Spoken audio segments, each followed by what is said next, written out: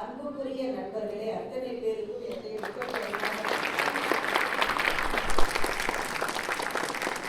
எத்தனை நேரம் இருக்கலாம்னு இருக்கீங்க?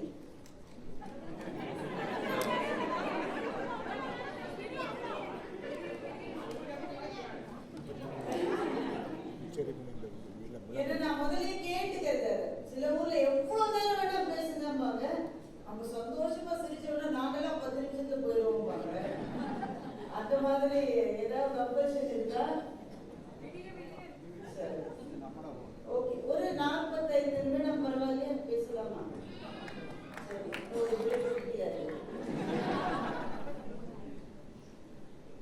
ரொம்ப கஷ்டமான ஒரு சூழல்ல இங்க நிக்கிறேன். எல்லாரும் பேசியாச்சு. மகேஷ் பாருங்க நல்லா சிரிச்சுட்டே உட்கார்ந்துருப்பாங்க. இப்படித்தான் நாம பேசிட்டு அடுத்த பேச்சாளர் மேடைக்கு வரும்போது நமக்கு சந்தோஷமா இருக்கும்.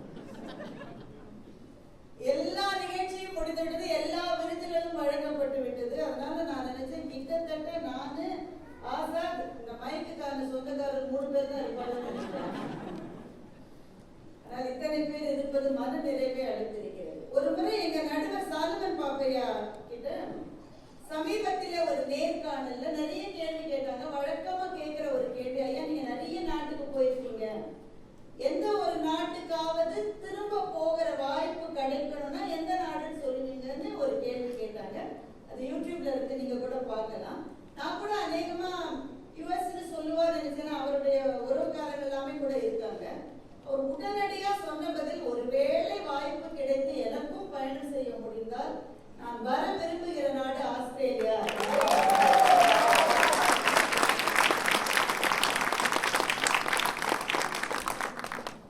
மெல்பர்ன் மலர் போல் மெல்லிய மலரா, அந்த பாட்டின் மூலமாக மெல்பர்னை அறிந்த எங்கள் தலைமுறை நேரைய வந்திருப்பது ரொம்ப மகிழ்ச்சி. ஆனா உங்க ஊருக்கு வரதுக்கு முன்னாடி கொஞ்சம் எனக்கு பயமா இருக்கு. ஏன்னா எங்க வீட்டுல எல்லாம், உங்களுக்கு எல்லாம் கூட அந்த வழக்கம் இருக்கும், வெளிநாடு போறதுன்னா வீட்டுல குடும்பத்துல இருக்கிற பெரியவங்கள்ட்ட விழுந்து வணங்கிட்டு கிளம்புவோம். அது ஒரு வழக்கம். அப்ப எங்க வழக்கப்படி ஒண்ணு விருத்தி வைப்பாங்க, இல்ல குங்குமம் வைப்பாங்க, நல்ல பத்திரமா போயிட்டு வாங்கம்பாங்க.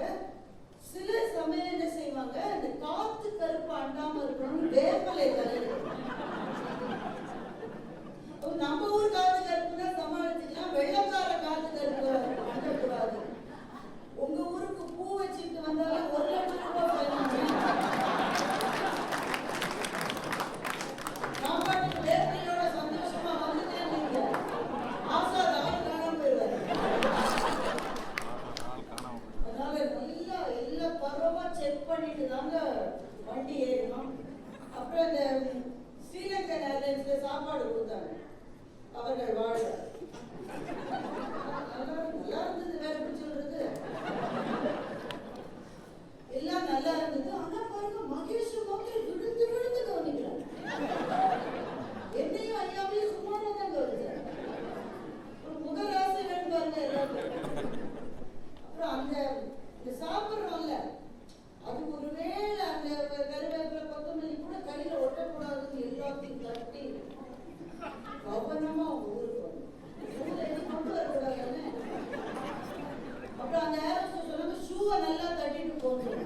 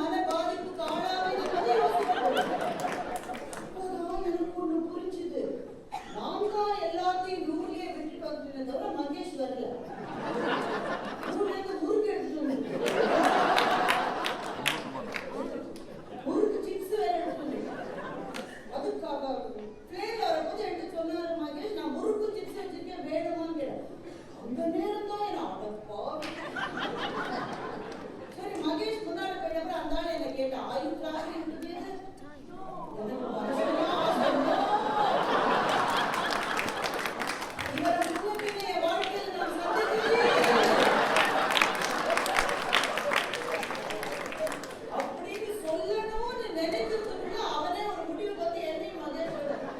அப்ப எனக்கு ஒரே ஒரு மகிழ்ச்சி. என்ன மகிழ்ச்சி கரெக்டா சொல்லுங்க? முருகன் மகேஷ் போட்டியில தான் இருக்கு. ஆனா வாழ்க்கை சில சமயங்களில் நாம் விரும்பியபடி நடப்பதில்லை. மகேஷோட பொட்டியை ஸ்கேன் பண்ண அந்த ஆளு ஒரு செகண்ட் கூட யோசிக்காம இவனை கோன். அடுத்தது என் பொட்டிங்க. அதை பார்த்த உடனே பீ பீ பீ. Did you pack your bag yourself? Even I don't have a wife to pack my bag.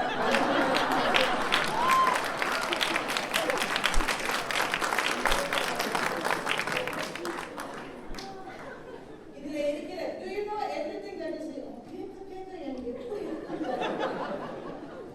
do you know what is inside? ஐயா என் சிற்றறிவுக்கு எட்டி வருது. இதுல எந்த போதை பொருளும் இல்லை அப்படின்னு நல்ல தமிழ் சொன்னா அவன் புரிஞ்சுக்க மாட்டான்றதுனால yes I know what is inside. அதுக்கு பிறகு என்னை திறக்க சொல்லி அவனுக்கு சந்தேகத்தை ஏற்படுத்தியது நம்ம ஊர்ல இருக்கிற குடிகுரா powder. Is this a cosmetic? என்னடா மேல படம் போட்டிருக்கல ஒரு ஆள் வெளியிலேயே பவுடர் அடிக்கிறாங்க. இது சொன்ன பிறகுதான் நாங்க வெளியில வந்தோம். இந்த லட்சணத்துல நாங்க பிசினஸ் கிளாஸ்.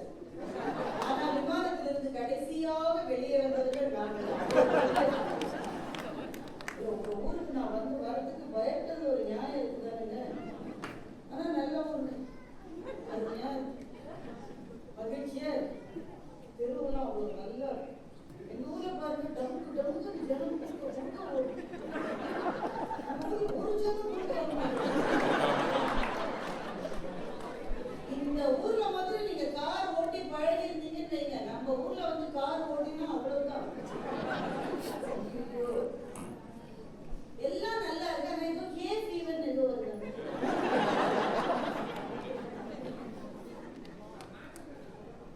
எதுங்க இருங்க ஐயா வரையா வேதனையில ஒரேடியாக சொல்ல முடியாது.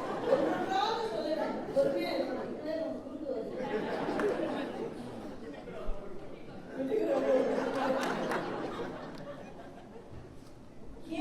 ஏதோ வருதாமே ஒண்ணுமே இல்லைன்னா கூட அது என்ன போலிங் பிளேஸ்ல இருந்து உனக்குலாம் அதெல்லாம் பூ வச்சுட்டு பக்கத்துலயே இருக்கும். அங்கேயே இப்போ நாங்க எப்போ பூஜையில கிடைக்குது தெரிஞ்சுட்டு சந்தோஷமா நீங்க பூல இருக்கிற மகரத்துக்கு பூவினுடைய வாசனை வந்தாலும் மேட்டுக்குடி மக்கள் இவ்வளவு வேதனைகளை தாண்டி நான் வந்ததுனால் என்னுடைய நண்பர் இளங்கோ அவர்கள் கொஞ்சமாவது ஒரு நாளாவது நான் மகிழ்ச்சியா இருக்கணும்னு சொல்லி நேற்றுக்கு கிரிக்கெட் மேட்சுக்கு எனக்கு டிக்கெட் இளங்கோ என்கிட்ட கேட்டாரு. இளங்கோ அவங்க மோகன் எல்லாரும் என்கிட்ட கேட்டாங்க, சென்னையில தானே இருக்கீங்க, சென்னையில முன்ன பின்ன கிரிக்கெட் மேட்ச் பார்த்துருக்கேன், சேப்பாக்கத்துக்கே நான் போனது.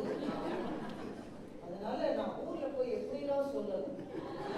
எம்சிஜிக்கு நான் போனேன்னா அங்க வெளியே நான் ரொம்ப நடக்கணும்ல, நடக்கிறதுலே இந்த வீடியோ எடுத்துட்டே வரேன். எடுத்து அங்க போய் உட்கார்ற மட்டும் அப்புறம் தான் மேட்சை நான் பார்த்தேன்.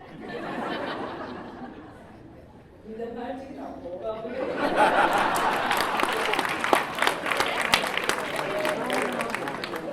நான் ஊர்ல இருந்து கிளம்பி இங்க வர மட்டும் ஒரு போன் கூட பண்ணாத என்னுடைய பொண்ணு மேட்ச் பாதி நடக்கும் போது எனக்கு போன் பண்ணான். பாசத்தினால பண்றாங்க. நான் பாரு சொல்லுடா கண்ணு, உன்னை யாரு மேட்ச் போடுறது? ஒழுங்கா விளையாடி இருந்த எல்லாரும் உன்னை பார்த்துதான் சரியா விளையாட. அது உண்மைதான். ஆனா ஆஸ்திரேலிய வீரர்கள் என்னை பார்த்து ஊக்கம் பெற்றுதான் எனக்கு அவ்வளவு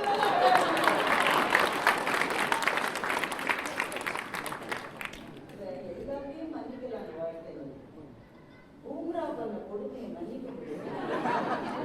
நேரடியா நாங்க பார்ப்போம்.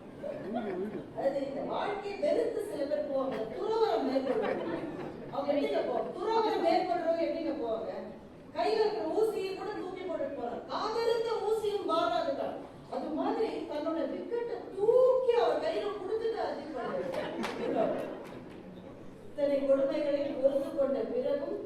இந்த மேடைக்கு நாங்கள் வந்திருக்கிறோம் என்றால் என்னுடைய ஒரே தைரியத்தை நீங்கள் பாராட்ட வேண்டும்.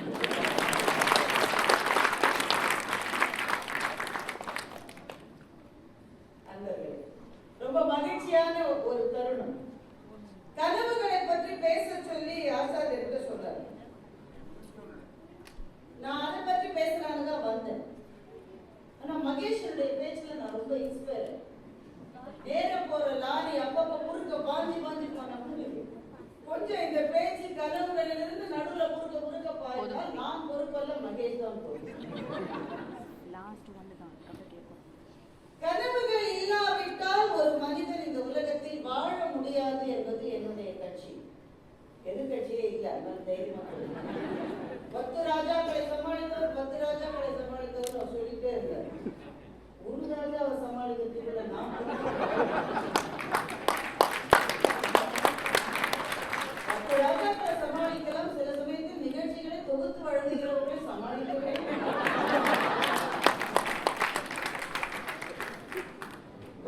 பொதுவா சொல்லு. யாரையும் நான் சொல்றது பாருங்க. ஏபிவர் வந்து அப்படி யாரும் தனக்கான உணவு இல்லாவிட்டால் கூட வாழ்ந்து விட முடியும். தன்னுடைய கனவுகள் இல்லாவிட்டால் மனிதர்களால் வாழ முடியாது என்று நம் ஒவ்வொருவரையும் செலுத்திக் கொண்டிருப்பது ஏதோ ஒரு கனவு. எனக்கு ஒரு கனவு கூட இல்லைங்க அப்படின்னு உங்களை யாராவது ஒருவர் சொன்னால் அவரை கொஞ்சம் எச்சரிக்கையோடு நீங்க அணுகணும். எல்லாமே நடந்துருச்சுனோ எதுவுமே நடக்கலனோ 2 எக்ஸ்ட்ரீம்ஸ்க்கு நடுவுல 2 முனைகளுக்கு நடுவிலே இருப்பவர்கள் தான் நாம் எல்லாரும். எத்தனை வயதானால் என்ன, கனவுகளுக்கு என்ன பஞ்சம்? நம்முடைய இளமையிலே நமக்கு இல்லாத கனவா? நான் முத்துக்குமாரனுடைய அபாரமான ஒரு கவிதை ஞாபகத்துக்கு வருகிறது. கவிதையெல்லாம் சொல்ற அளவு மூட்ல இருக்கீங்களா? இல்ல ரொம்ப நேரம் கவிதை சொல்லலாமா? பிள்ளைங்களாம் அரிசி பிடிச்சது 2-3 விளையாடுது. இந்த கவிதை சொல்ற ஒண்ணு கோலார் நோட்ஸ வாங்க. ஒழிப்புரை இல்லாமல் புரியக்கூடிய கவிதை. மழை பெய்யாத நாளிலும் மஞ்சள் குடையுடன் வரும் ரோஜா பூக்கள். 5ஆம் வகுப்பு ஏ பிரிவு மாணவர்களிடம் கேட்டார், படிச்சு என்னடா ஆக போறீங்க? மழை பெய்யாத நாளிலும் மஞ்சள் குடையோடு வருகின்ற ரோஜா பூக்கள். 5ஆம் வகுப்பு ஆ பிரிவு மாணவர்களிடம் கேட்டால் படிச்சு என்னடா ஆக போறீங்க? வனிதாவும் கிரிஜாவும் கோரஸாக டாக்டர் என்றார்கள். முதல் வரிசையில் யாருக்கும் விட்டு கொடுக்காத வனிதாவும் கிரிஜாவும் டாக்டர் என்று சொன்னார்கள். இன்றைக்கு ரேஷன் கடை வாசலிலே வனிதாவையும் தலையில் செருகிய சீப்போடு பிள்ளைகளை பள்ளிக்கு அனுப்பிய கிரிஜாவையும் எப்போதாவது பார்க்க நேரிடுகிறது. என்ஜினியர் என்று சொன்ன ஏ ரமேஷ்குமார் பாதியில் கோட்டடித்து பட்டுத்தெறினையும் போய்விட்டார். எங்க அப்பாவினுடைய இரும்பு கடையை நான் பார்த்துக் கொள்ள போகிறேன் என்று சொன்ன கிரி இன்றைக்கு நியூ ஜெர்சியில் அணு ஆராய்ச்சி செய்து கொண்டிருக்கிறான். எங்க அப்பாவின் இரும்பு கடையை நான் பார்க்க போகிறேன் என்று சொன்ன கிரி நியூ ஜெர்சியில் அணு ஆராய்ச்சி செய்து கொண்டிருக்கின்றான். பைலட்டாக போகிறேன் என்று சொல்லி ஆச்சரியத்தில் ஆழ்த்திய ராஜேஷ்குமார் இன்றைக்கு ஏதோ ஒரு அலுவலகத்தில் கடைநிலை ஊழியராம். கடைநிலை ஊழியர்னா பியோன் அந்த மாதிரி கடைநிலை ஊழியராம். நான் மருத்துவராக போகிறேன் என்று சொன்ன நானும் சினிமாவுக்கு பாட்டு எழுத வந்துவிட்டேன். நான் முத்துக்குமார் தனபதியை சொல்றேன். மருத்துவராக போகிறேன் என்று சொன்ன நானும் சினிமாவுக்கு பாட்டு எழுத வந்துவிட்டேன். ஆசிரியராக போகிறேன் என்று சொன்ன குண்டு சுரேஷ் மாத்திரம் அதே பள்ளியில் 5ஆம் வகுப்பு ஆசிரியராகிவிட்டார். அப்ப சொன்னபடியே செஞ்சதை நீ ஒருத்தன் தாண்டா என்று சாக்பீஸ் ததும்புகின்ற விரல்களை தட்டி கொண்டு சுரேஷ் என்னிடம் சொன்னான். ஆனா நான் எந்த பிள்ளையும் கேட்கறது இல்லை, படிச்சு என்ன ஆக போறது.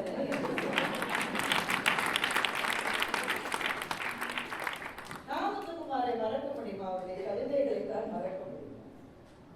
இதுதான் வாழ்க்கை. ஆரம்பத்திலே கண்ட கனவுகள். பெரும்பாலும் இந்த கனவுகளை தீர்மானிப்பது நாம் பார்த்த யாரோ ஒருவர்.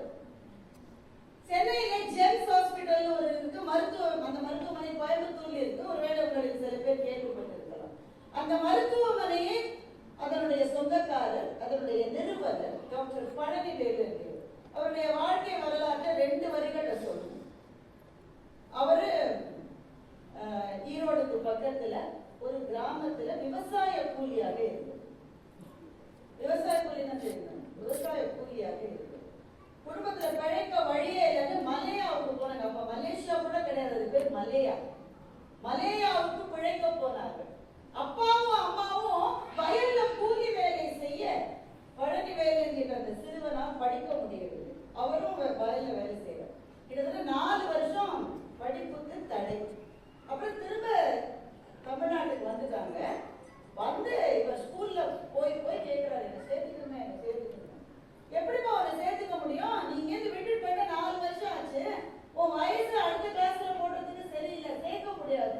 அவர் என்ன செய்வாரா, அந்த சின்ன வயது தானே, ஒவ்வொரு நாளும் பள்ளிக்கூடத்துக்கு போய் தலைமை ஆசிரியர் முன்னாடி நின்றுட்டு, ஐயா என்ன சேர்த்துருங்க, முடியாதுப்பா வந்துடுங்க. தொடர்ந்து 1 வருஷம் இப்படி செஞ்சிருக்காரு. அந்த தலைமை ஆசிரியர் பரிதாபப்பட்டு யாரையும் பார்த்து ஏதோ சர்டிபிகேட் வாங்கி இவரை வகுப்புல சேர்ந்திருக்காரு. இவரோட வகுப்புல படிச்ச மாணவர்கள் இவரோட 4 வயசு கம்மி. அவங்களோட சேர்ந்து படிச்சிருக்காரு. படிச்சு முடிச்சு அப்ப SSLC தான் பள்ளி இறுதி தேர்வு. அதை முடித்து எப்படியோ பாடுபட்டு ஸ்டான்லி மெடிக்கல் காலேஜ்ல அட்மிஷன் வாங்கினார். அந்த குடும்பம் டாக்டர்ஸ் இல்ல, பட்டதாரிகளை கூட பார்க்காத ஒரு குடும்பத்தில் ஒரு மருத்துவர். அவரை நானும் ராஜா சார் நேர்காணல் செஞ்சோம். எப்படி சார் டாக்டர் தோணுச்சு? நம்ம சுற்றி இருக்கிற சூழலை பார்த்துதானே கனவுகள் வரும். உங்க சூழல் எல்லாம் விவசாய கூலிகளாக இருந்தாரு. டாக்டர் அப்படின்னு எப்ப கனவு வந்தது? அவர் சொன்னார், ஒரு முறை எனக்கு பிராக்சர் ஆனப்போ டாக்டர் பார்த்தேன். நான் பார்த்த முதல் டாக்டர் அவர் தான். அவர் போட்டு இந்த வெள்ளை போட்டு அவர் பேசினாங்க இங்கிலீஷ். அவர் தொட்ட உடனே என்னோட வலி சரியான மாதிரி எனக்கு வந்தது. அன்னைக்கு நான் முடிவு பண்ணேன், நான் ஒரு மருத்துவர் ஆகணும். அதுக்கு என்ன படிப்பு படிக்கணும் கூட எனக்கு தெரியாது. ஆனா அந்த கனவை நான் ஒரு நாள் கூட விடாமல் கண்டேன். ஒரு கனவு கண்டால் அது தினமும் ஒரு நாள் அந்த கனவு. இதுதான் இளமையின் கனவு. அப்படிதானுங்க. இந்த மாதிரி நமக்கு எல்லாம் கனவு இருக்கும். இந்த மஞ்சள் குடை மிரிந்த ரோஜா பூ கேட்ட மாதிரி அந்த கனவில் கரை சேர்ந்தவர்கள் டாக்டர் பழனிவேல் மாதிரி 1000ல் ஒருத்தர், லட்சத்தில் ஒருத்தர் தான். இளமையில் வருகிற கனவுகள் வேற, இளமையில் வருகிற கனவுகள் வேற. அதுதானே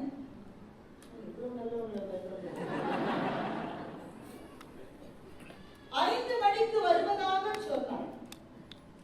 முதலில் நான் அந்த நாளுக்காக காத்திருந்தேன்.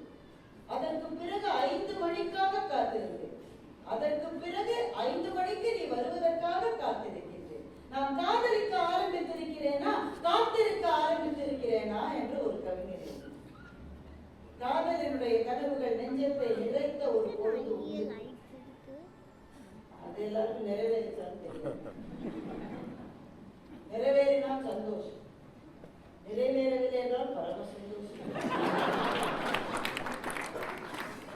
ரொம்ப பழைய பட்டிமன்ற ஜோக் ஒன்று சில பேர் கேட்டிருப்பீங்க. ஒரு மருத்துவமனைக்கு ஒரு பார்வையாளர் போனோம்.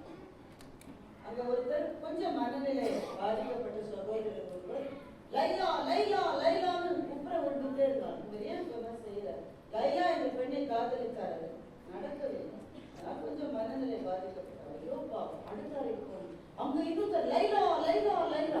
இவருமா? இல்ல, அவர் தான் லைலா கல்யாணம். ரொம்ப பழைய. ஆனா நம்முடைய இளமைக்கால காதல்களை நினைக்கிற போது சில சமயம் அப்படித்தான் இருக்கு. அந்த உணர்வுகள் பவித்திரமானவை. கனவுகள் இல்லாவிட்டால் காதலுக்கு பொருளே இல்லை. சங்கப்பாடல் புரிந்து கொள்வது கடினம் ஐயா கூட சொன்னார். ஆனா புரிஞ்சுக்கிற ருசி வந்துச்சு வைங்களேன், சங்கப்பாடல்கள் விடவே முடியாது. அதுல இருக்கிற ருசி வேற எதுலையும் கிடையாது. ஏன் தெரியுமா? சங்கப்பாடல்கள் படிச்சோடு எதுவுமே புரியாது. உடனே உரையோ ஏதாவது வச்சுட்டு அவ என்ன சொல்றான்னு புரிச்சுட்டா, ஆனா என் வாழ்க்கையில் இது நடந்துட்டேன்னு தோணும். சங்கம் உணர்வுகளை கடத்துகின்ற ஒரு ஊடகம் சங்க பாடல். இந்த பாடலை சொல்ல பாரு, பொருள் தான் சொல்ல பாரு, பாடலை சொல்லல. மதயானைக்கு ரொம்ப பலமா இருக்கா, மேல ஒரு பாகம் கீழே ஒரு பாகம், 2 பாகம் கொண்ட மதயானை. யானையின் மதம் அதிகமாகி விட்டது என்று 2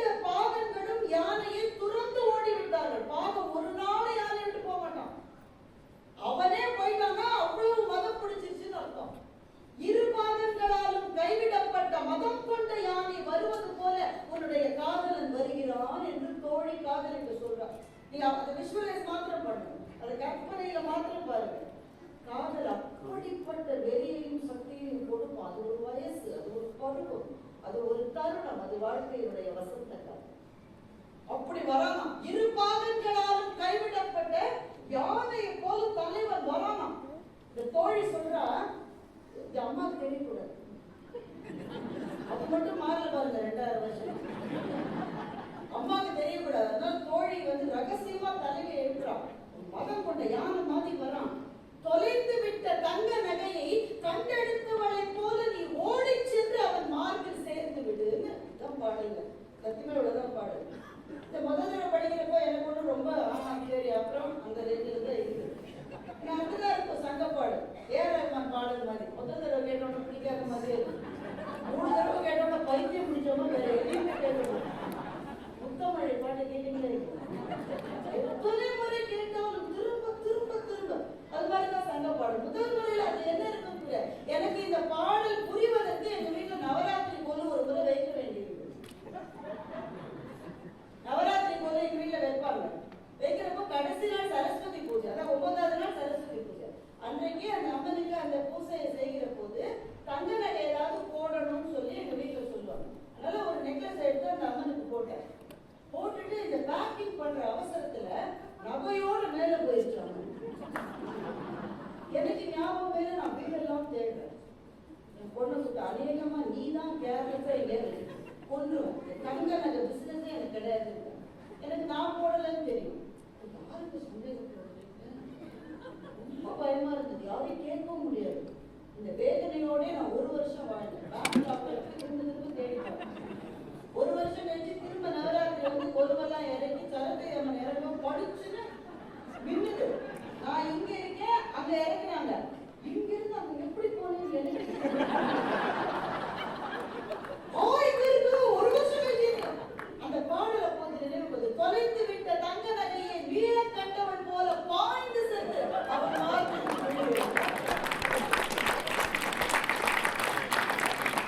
வாழ்க்கை அனுபவிச்சுட்டான். அநேகமா அவன் ஒரு தங்க நகையை இல்லைன்னா வராது பாருங்க. இதுதான் சங்க பாடலினுடைய சிறப்பு. இதுதான் இளமை.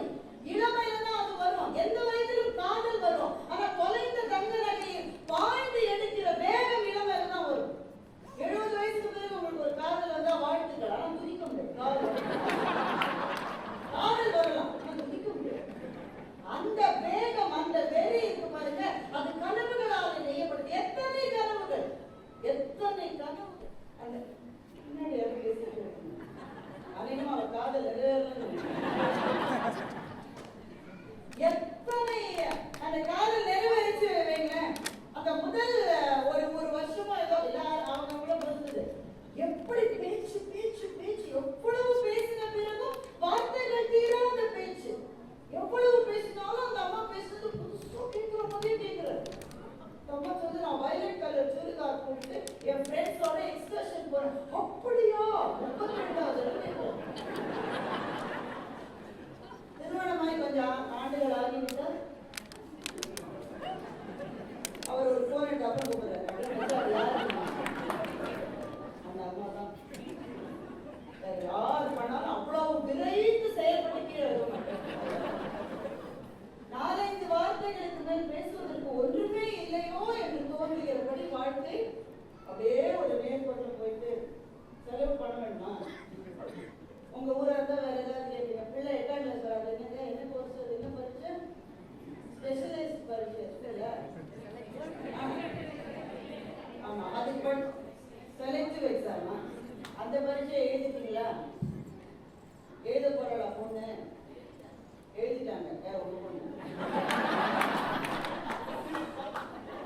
இன்வால்வ் ஆயிட்டாங்க பேச்சுல. அகல்யா பேச்சுல இன்வால்வ் ஆகி அதே அப்பா அம்மா நேர்ந்து விட்ட மாதிரியே இருக்கீங்களா?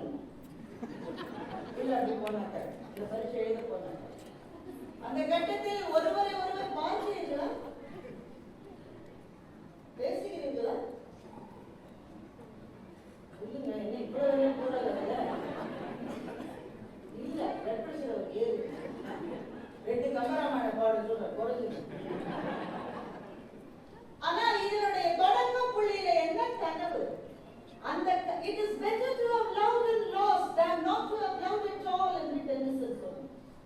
அந்த உணர்வுகள், அந்த கனவு வாழ்க்கைக்கு எவ்வளவு வண்ணமயமாக அதை கூட்டுகிறது. அதுக்கு அடுத்த கட்டம் ஒரு 50 வயது பொருள் சேர்க்கிற கனவு. அது ஒண்ணு தவறு அல்ல. அந்த கனவு இதையே நாம எப்பவுமே ஆஹா பொருள் என்றால் எனக்கு சும்மா பம்மா இருக்கு, நமக்கு வேணும் தானே. ஏன் வள்ளுவர் சொன்னா, ஏன் வள்ளுவர் ஒரு துறவிதான். நம்ம அப்படித்தான் நினைச்சிட்டு இருக்கோம். ஏன்னா துறவை பற்றி அவ்வளவு விளக்கமாக எழுதியவர். துறவியாக இருப்பதற்கான நிறைய வாய்ப்புகள் இருக்கு. துறவிதான வள்ளுவர். வள்ளுவர் சொன்னார் ஒரு கட்டளை மாதிரி, ஒரு சாசனம் மாதிரி சொல்றார். செய்த பொருள். அவர் அவ்வளவு உறுதியா எதையுமே சொல்ல மாட்டார். எல்லாத்தையும் நீ முடிஞ்சா செய்வா, அந்த டோன்ல தான் பேசுவார். ஆனா இதுல மாத்திரம் செய்த பொருள் அது ஒரு கட்டளை. ஏன்பா ஏன் சாமி நீங்களே துறவி மேக் பண்ணி நீங்க சொல்லலாமா? பணம்ன்றது ஒரு பிசாசு, அதை ஒழிச்சுது அப்படித்தானே நீங்க அப்படி நம்ம கேட்போம்ல. அதுக்கு பதில் சொல்ற செய்த பொருள். ஏன் செருடர் செருக்கு அறுக்கும் எக்கு அதனில் கூறியது இல். அன்னைக்கு ஒருத்தவனை பார்த்தேன் இல்ல ஆசிரியர் அப்ப ரொம்ப கஷ்டம், வேலை கிடைக்கிறதெல்லாம் கஷ்டம். அங்க நீங்க இருந்து கஷ்டம் அப்படின்னு ஒருத்தர் சிரிச்சாங்க. நீங்க ஆஸ்திரேலியாவுக்கு வந்தோம் முதல் போன் கால் அவனுக்கு தானே பண்ணுங்க. அப்பா மகள் அப்புறம் போன் பண்ணோம். முதல்ல அங்கிள் நான் வந்துட்டேன், அங்கிள் மெல்பர்ன்ல தான் இருக்கேன். அன்னைக்கு எப்படி இருந்தது அந்த சந்தோஷத்தை எது கொடுக்க தெரியுமா? இங்க வரவழைத்து அந்த பொருள் செருக்கை அறுப்பது. அதுதான் உன்னை பார்த்து சிரித்த ஒவ்வொருவருடைய திமிரையும் அடிப்பதற்கு உனக்கு ஒரு ஆயுதம் இருக்கிறது என்றால் அது காசை தவிர வேற எதுவும் இல்லடான்னு சொல்லுவோம். அப்ப அந்த 40-50 கூட பொருள் செய்கிற கனவு வரலன்னா அதுக்கப்புறம் பிரயோஜனமே இல்லை. உங்க ஊர்ல 68 வயசு மட்டும் ரிட்டையர்மெண்ட் முடியாது.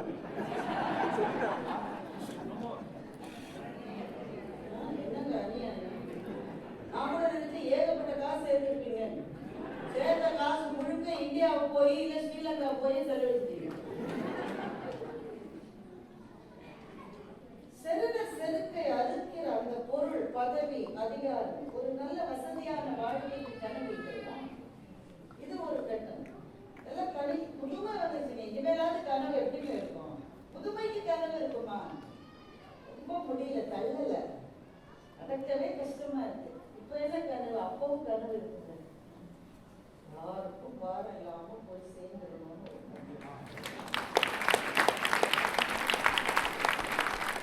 இந்த கனவை முதல் முறையாக காணுகிற தலைமுறை நாம் தான். நமக்கு முந்தின தலைமுறையில வயசானவங்களுக்கு இப்படி ஒரு கனவு வராது. ஏன்? பார்த்துக்க ஆள் இருக்காங்க நம்பின தலைமுறை. அது கட்டாயமா பார்த்துக்க மாட்டாங்கன்னு தெரிஞ்ச தலைமுறை.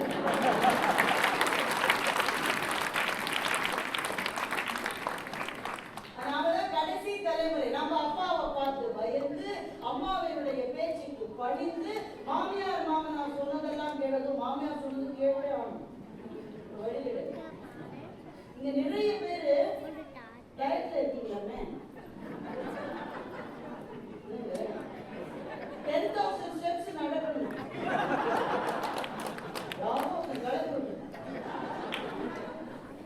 அதை நான் சொல்ல மாட்டேன். யாரை பார்த்தாலும் அப்படி தெரியல. மகன் சொன்னா, நான் சொல்லவில்லை. 10,000 steps நடப்பீங்களாமே. குரூப்பா நடப்பீங்களா? தனித்தனியா நடப்பீங்களா? எல்லாரும் சேர்ந்து 10,000 steps தனித்தனியா அவங்க சொந்தமா நடக்கணும். 10,000 steps. அதுல சில பேர் எல்லாம் ஒரு இதுல ஒரு பேரை சொல்லக்கூடாது. ஏன்னா வீடியோல எடுத்தீங்க. அந்த அவருடைய ஆலோசனையின் கீழ் இயங்குவீங்களாமே. என்ன சாப்பிடணும்னு அவருக்கு சாப்பிட்டதெல்லாம் படம் எடுத்து அவர் கண்டுபிடிக்கணுமே. ஏதோ டயட் குரூப்புங்க, அவ்வளவுதான். அதுக்கு மேல சொல்ல முடியாது. நீங்களே இதைதான் நான் சாப்பிட்டேன். இந்த அம்மா படம் எடுத்தாரு. இது எல்லாத்தையும் அழிக்கிறாரு. எதையுமே நீ சாப்பிட்டு கூடாது ஆரம்பிச்சு. நாளைக்கு என்ன? வரட்டு ரொட்டி.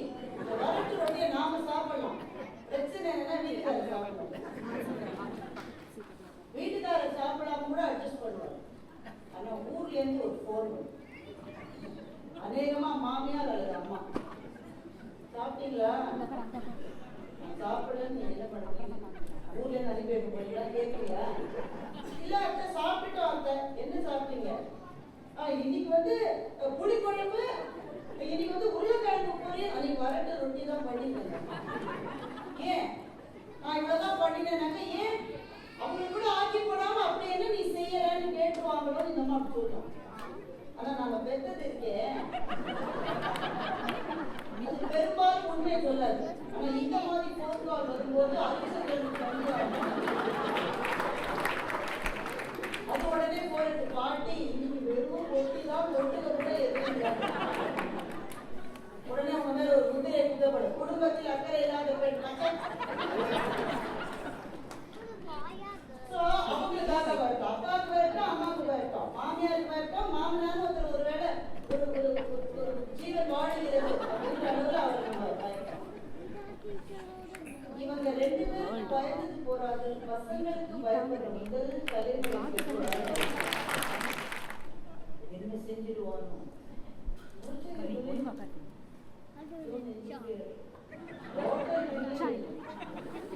இதெல்லாம் பலாது கண்ணு தருது. இந்த ட்ரெஸ் நீ போடுறா, இந்த தாவணியை நீ முடிச்சிருவியா என்றால் போய் வேற தாவணி போட்டு கொண்டு அவங்க ட்ரெஸ் பத்தி பேசுறாதீங்க, நாடு கழிக்கிறோம். I am not sure if this dress is appropriate. அப்படின்னு ஒரு பார்ப்போம். You see my friends, I am the best.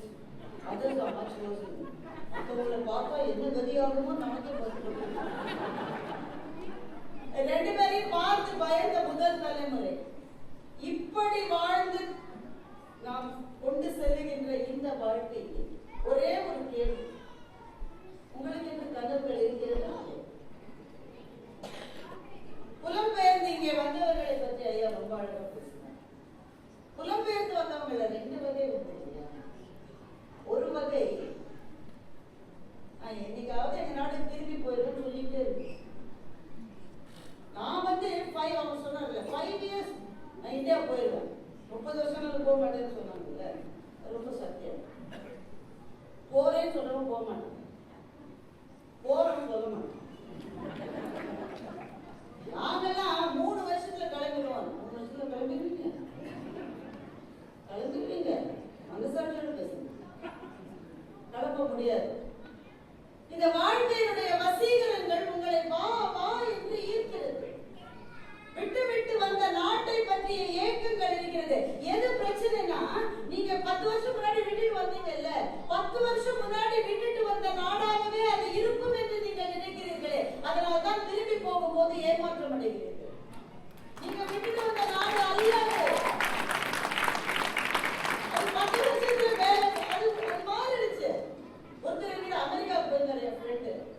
அவர் என்கிட்ட இஸ் திஸ் இந்தியா?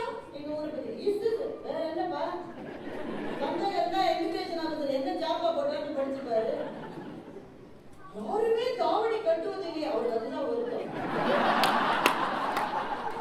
ஏன்னா அவர் விட்டுட்டு போகும்போது எல்லாம் தாவணி எல்லாம் வயற்பது கதை எழுதுறோம், அதெல்லாம் முடிஞ்சு போயிடுச்சு. திரும்பி வரும்போது அதையும் தேடி வரும். நீங்க விட்டு விட்டு போன நாடு அல்ல, ஆனா அந்த தாய்நாட்டுக்கு போகணும் போகணும்னு நினைப்பீங்க. இது எப்படி தெரியுமா? கப்பல் பறவை குலசேகர ஆழ்வார் பாசுரத்துல எழுதுறாரு. இந்த கப்பல் பறவை என்ன செஞ்சுச்சான், துறைமுகத்துல ஒரு கப்பல் வந்து நின்றது. அதுல தானியங்கள் எல்லாம் சிதறி கிடந்தது. பறவை அந்த தானியங்களை சாப்பிட ஆரம்பித்தது. சாப்பிடுகிற சுவாரஸ்யத்தில் கப்பல் கிளம்பி விட்டது. கப்பல் போவதை பறவை கவனிக்கவே இல்லை. ரொம்ப தூரம் கப்பல் போன பிறகுதான் பறவைக்கு தெரிகிறது, ஐயோ கப்பல் வந்து நான் கரைக்கு போகணும், நான் கப்பல் இருக்க முடியாது, திரும்பி போகிறது. கடல் கடல் கடல் கடல், ஐயோ கப்பலே விட்டு போறேன்னு கப்பலுக்கு திரும்பி வந்துருச்சு. ஆனா கப்பல்ல இருக்க முடியாது, ஐயோ என்னுடைய கரை அங்க இருக்கு, திரும்பவும் போகுது, பறக்குது பறக்குது பறக்குது, கடல் கடல் கடல், திரும்பி வந்துருச்சு. கப்பலிலும் இருக்க முடியாமல் கரைக்கும் போக முடியாமல் தவிக்கிற கப்பல் பறவை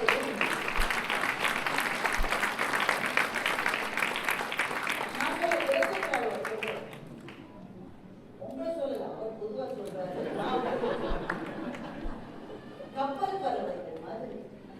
ஆனா ஒரு கட்டத்துல இதுல ஒரு சின்ன மாற்றம் இருக்கு பாருங்க. அப்படி நீங்க தீவிரமா நினைச்சா போயிடலாம். It is still possible, it is not impossible. இல்லையா? முடியவே முடியாது என்பது அல்ல. மிக தீவிரமாக நினைத்தால் பிள்ளைக்கு கல்யாணம் எல்லாம் பண்ணிட்டாலும்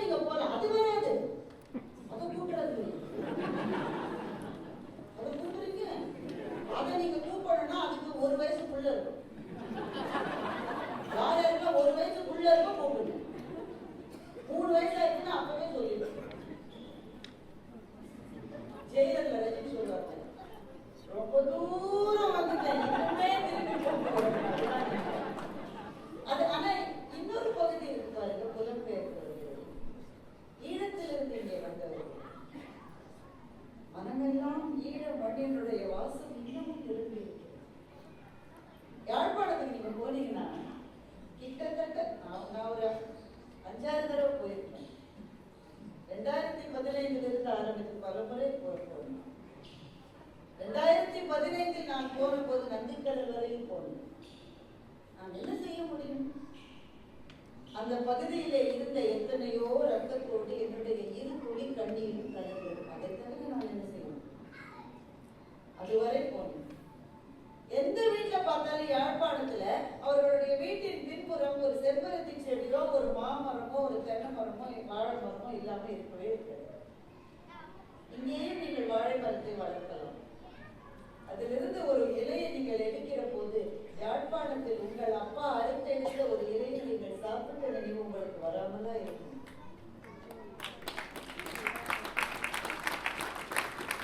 மேற்படி பள்ளியிலே படித்த எத்தனை பேர் இங்கே இருக்கிறீர்கள்? அந்த நினைவுகள் நெஞ்சை விட்டு போகுமா? நீங்க போகலாம், போனாலும் ஒரு சின்ன பிரச்சனை சில சமயம் வரும். என்னுடைய ரொம்ப நெருங்கிய தோழி யாழ்ப்பாணத்திலே இருந்து உங்களை போலதான் உலகமெங்கும் பரவி போன பலரில் அவளும் ஒரு. அவர் ரொம்ப வருஷம் கழிச்சு, கிட்டத்தட்ட 30 வருஷம் கழிச்சு யாழ்ப்பாணத்துக்கு போறேன். ஏன்னா அங்க இருக்கிறவங்க இடிச்சு போன வீட்டை ஒரு மாதிரி கட்டிட்டாங்க, இப்போ போகலாம் என்று போனா எவ்வளவு கனவோடு போயிருப்பாள். அந்த மண்ணிலே திரும்ப கால் வைப்பது ஒரு கனவு அல்லவா? அதோடுதான் போனா. எங்க வீடு ஒண்ணுமே இல்லாம போயிட்ட வீடு, அதை எப்படியோ எடுத்து கட்டிட்டாங்க. அந்த மண்ணு தானே அப்பாவும் அப்பத்தாவும் அம்மாவும் கால் வச்ச மண்ணு. நீ எவ்வளவோ சொல்லலாம், அதை சொல்ல முடியாது. வேறு சூழல்கள் வேண்டும். முத்துலிங்கம் என்று உங்கள் ஊர் எழுத்தாளர் இன்றைக்கு கனடாவிலே வசிக்கிறார். கிட்டு வளர்த்த குரங்கு என்ற ஒரு கதை எழுதியிருக்கிறார். படித்து பாருங்க, நீங்கள் படிக்க வேண்டிய கதை. கிட்டு வளர்த்த குரங்கு என்ற கதையை நான் ஆரம்பம் மாத்திரம் சொல்றேன், ஃபுல்லா சொல்ல முடியாது, பெரிய கதை. ரொம்ப வயசான ஒரு அம்மா சுவிட்சர்லாந்துல இருக்கு. நினைவேந்தல் என்று போட்டு கிட்டுவினுடைய தோற்றம் மறைவு என்று ஒரு போட்டோ வந்து அந்த அம்மா பதறிடுச்சுன்னா மறைவு என்ற தேதி தப்பா போட்டு அந்த அம்மாவுக்கு அந்த தேதி நினைவுல இருக்கு. அந்த அம்மா தன் பேரை மறந்து போச்சு. தன் பிள்ளைங்க யாருன்னு சரியா தெரியல. பையன் தான் வரான், அம்மா நான் தான்மா அம்மா ராங்குது. பிள்ளைங்களே மறந்துச்சு. கிட்டு இருந்த தேதி ஞாபகத்தில் இருக்கு. தேதி தப்பா இருக்கே, யார்கிட்ட போய் சொல்றது? தேதி தப்பா இருக்கே, யார்கிட்ட போய் சொல்லுதுன்னு அந்த அம்மா அலைந்து அலைச்சல்தான் அந்த கதை. ஏமா தேதி தானே தப்பா இருக்கு, என்ன அப்படிதான் கேட்பாங்க பிள்ளைங்க. அவங்களுக்கு என்ன தெரியும்? அவங்க என்ன சொல்லுவாங்க, தேதி தப்பா இருந்தா இழுத்துட்டு போட்டோமா, அதனால என்ன அப்படிதான் பிள்ளைங்க கேட்பாங்க. அம்மா சொல்லுது, ஏய் இந்த தேதி தெரிஞ்ச கடைசி ஆள்ல நானும் ஒருத்தி, நானும் போயிட்டேன்னா நாளைக்கு இது தப்பா வந்தா தப்புன்னு கூட யாரும் சொல்ல மாட்டாங்க. எனக்கு புரியாது நண்பர்களே, என்றால் நான் இதை படித்து புரிந்து கொண்டவன். இங்கே இருக்கிற உங்களில் பாதி பேர் அனுபவித்து புரிந்து கொண்டவன் இல்லையா? அந்த மாதிரியான நினைவுகள் யாழ்ப்பாணத்துல வீட்டு கொல்லையில இருக்கிற அந்த செம்பருத்தி பூக்கு ஆசைப்பட்டு என்னோட ஃப்ரெண்டு திரும்பவும் கட்டப்பட்ட வீட்டுக்கு போயிட்டான். வேகமா சொல்லிடுற நேரம் இல்லை. நான் அப்புறம் எல்லாம் திரும்பி வந்தப்பறம் கேரளாக்கா திரும்பி வந்தப்பறம் என்ன எப்படி இருந்தது? It was your dream, it's like listened. கனவு பயணம். இவ்வளவு வருஷம் கழிச்சு போனேன், எப்படி இருந்தது? என்ன பார்த்து என்ன செய்ய போறேன்? இனிமே போக மாட்டேன் தூக்கி வாரி போட்டே. என்னப்பா வீடுதான் கட்டிட்டேப்பா, என்னப்பா அப்படி சொல்றேன்? அந்த அந்த எக்ஸ்பீரியன்ஸ் என் பிள்ளைகளுக்கு சரி வரணும். திரும்ப அந்த வார்த்தையை யோசிச்சு பாருங்க. அந்த எக்ஸ்பீரியன்ஸ் என் பிள்ளைகளுக்கு சரி வரல. ஏன் சரி வரல? நம்ம போயிட்டோம், எல்லாம் சந்தோஷமா இருந்தது. 1-2 வரவுக்காரங்க அங்கங்க இருந்தவங்கள பார்த்துட்டோம். ராத்திரி படுத்தேன், அப்பதான் அது நடந்தது. என்ன நடந்தது? என்ன நடந்தது? இப்ப கூட என்ன நடந்தது? வெளியில ஒரு நாய் குறைச்சது.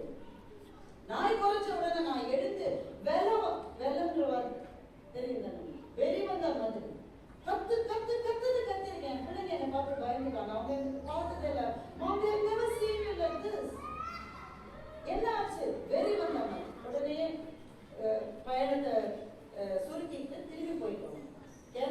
மனநல மருத்துவரை பார்த்து திரும்ப திரும்ப கேட்டேன். அவர் நிறைய தடவை நாய் குறைக்கிறத போட்டு அப்பெல்லாம் ஒண்ணும் இல்லை, நாய் குறைச்சா உங்களுக்கு பிரச்சனை என்னங்க, நாய் குறைச்சா என்னங்க பிரச்சனை, அப்புறம் ஏன் அங்க கத்துனீங்க? கேட்டு கேட்டு கேட்டு கேட்டு கேட்டு கேட்டு அந்த மனநல மருத்துவரை வெளியில போடுறாருன்னா, யாழ்ப்பாணத்திலே உறங்குகிற போது அல்லது அந்த பகுதியிலே இருந்து உறங்குகிற போது நாய் குறைத்தால் வேறு பொருள், ஆர்மி வந்தாதான் நாய் உடனே குமர்கள் எல்லாம் எந்திரிச்சு போய் ஒழிஞ்சுட்டு. அது நடந்து 30 வருஷம் ஆச்சுமா. இப்ப என்னமா, உடலும் மனமும் சிலவற்றை மறப்பதே நினைப்போம். நாம கொஞ்சம் கூட தயாராக இல்லாத நிலையில் அது அப்படி வெளியில கடந்து அந்த அனுபவம் எனக்கோ என் பிள்ளைகளுக்கோ இனிமேல் முடியாது என்பதனால் போகல. இனிமேல் போடுறது சந்தேகம். நண்பர்களே, சில சமயம் சில கனவுகள் நடக்காது போகும். ஆனால் அந்த கனவுக்காக செய்த பயணங்கள் எப்போதுமே புனிதமானது. இதை எந்த மாற்றுவதற்கு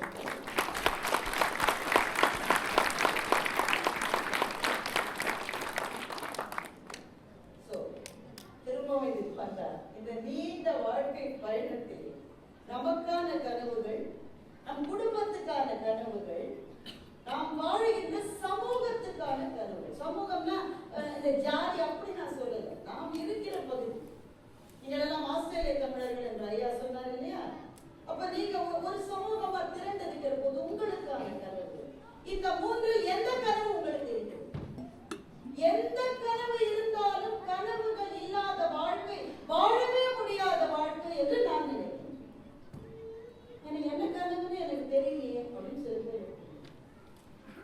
என்ன செய்யலாம்? முதல் விஷயம், உங்கள் கனவு என்னன்றத முதல்ல ஒரு பேப்பர்ல எடுத்து எழுதணும். உங்களுக்கு 10 வயசு இருக்கலாம், உங்களுக்கு 20 வயசு இருக்கலாம், 40 வயசு இருக்கலாம். ஜேர்னல் எழுதணும். கம்ப்யூட்டர்ல கட்டுறது சரி உங்க விருப்பம், ஆனா எனக்கு என்ன அது கையால ஒரு பேப்பர்ல எழுதணும். இதுதான் என் கனவு. கனவுன்றது நான் ட்ரம்ப் அடுத்தது அடுத்த அமெரிக்கன் பிரசிடென்ட் இந்த மாதிரி விபரீதமான கனவு அவரை வச்சுட்டு நாம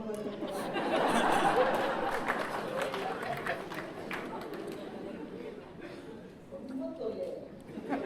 என்னைக்கு எதை எப்போ எங்க எப்படி சொல்லுவாங்க அவருக்கு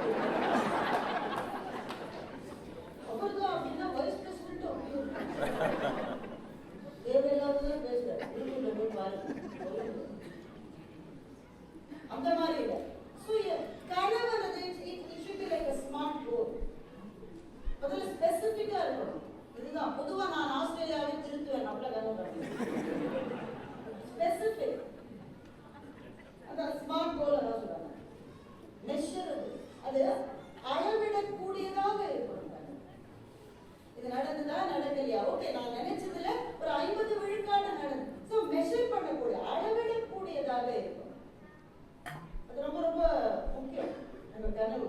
அப்பதான் நீங்க செஞ்சீங்களா இல்லையான்றது அப்பதான் தெரியும். அச்சீவபிள். அதேதான் நான் சொன்னதுதான். எங்க வாழ்க்கைக்குள்ள செஞ்சு முடிக்கக்கூடிய விஷயத்தை தான் கனவா காணும். அச்சீவபிளா இருக்கும். And it should be readily possible for you. அதாவது அதுக்கான ஒரு பாதை இருக்கணும். இது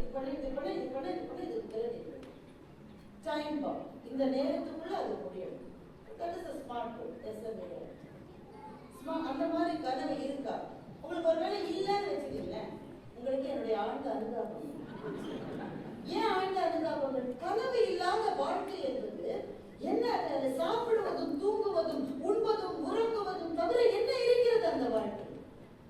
கனவுகள் தான் ஒரு வாழ்க்கைக்கான சுவையை ஏற்படுத்துகின்றன. உங்களுக்கு கனவே இல்லை என்றால் ஒரு கனவை உருவாக்கி கொள்ளுங்கள். இரண்டாவது விஷயம், கனவெல்லாம் இருக்கு, எதுவும் செய்யுது கூடவே இருக்கிறது, எதுவும் அதை புரிஞ்சுக்கிறது. கூடவே இருக்கிறது எதுவும் சொல்ல மாட்டேங்க, புரிஞ்சுக்க மாட்டேன். அதை விட முக்கியமா சில சமயம் உங்களுக்கு சமூகத்தின் மீது கம்யூனிட்டி ரிலேட்டட் கோல்ஸ் ட்ரீம்ஸ் இருந்ததுன்னா சுற்றி இருக்கிறவர்கள் ரொம்ப உங்களை டிஸ்கரேஜ் பண்ணுவாங்க. உண்மையா இல்லையா? ஐயா சொன்னார், இங்க இருக்கிற தமிழ் சேனல்கள் நிறைய தமிழ் சேனல்கள் இருக்கட்டும், அது மகிழ்ச்சி. ஆனா ஒரு சங்கத்தை ஒரு சங்கம் பகைக்காத அளவிலாவது அந்த உறவு இருக்க வேண்டும். நாங்க ஒரு ஊர்ல, ஊர் பேர் சொல்ல மாட்டேன், ஒரு ஊர்ல தமிழ் சங்கத்துல எங்களை கூப்பிட்டாங்க, போனோம், பேசினோம், வந்துட்டோம். 2வது நாள் திரும்ப அதே ஊர்ல இருந்து இன்னொருத்த கூப்பிடுறாரு, தமிழ் சங்கத்துக்கு நீங்க ஒரு நிகழ்ச்சி பண்ணலாம். ஐயா இப்பதான் பொட்டியே பிரிக்கிறேன், அந்த பொட்டியில ஒரு டேப் ஒண்ணு போட்டிருப்பாங்க இல்லையா, அதையே இன்னும் கழுத்தல, இப்பதானே போயிட்டு வந்தோம். இல்ல நாங்க அதை உடச்சி இன்னொரு சங்கம் உங்களை வரவழைச்சு காட்டுதான் சவால் விடுங்க. இந்த ஆள் சவாலுக்கு நாங்க ஊர்ல உங்களை வரவழைச்சு காட்டுதான் சவால் விட்டுருக்காங்க. அப்புறம் அது 2வது தடவை போவோம். நீங்களாம் ஊர் 2 பட்டா ஆமா கூத்தாடி. ஆனா வருத்த எங்களுக்கு மகிழ்ச்சி இல்ல, ஏன் சேர்ந்து நல்ல செய்யணும். நீ கூப்பிட்டு 150 பேர் வர, அவன் கூப்பிட்டு 80 பேர் வர, 2 சேர்ந்தாங்க இன்னும் நிறைய பேர் தானையா, ஏன் செய்ய மாட்டோம்.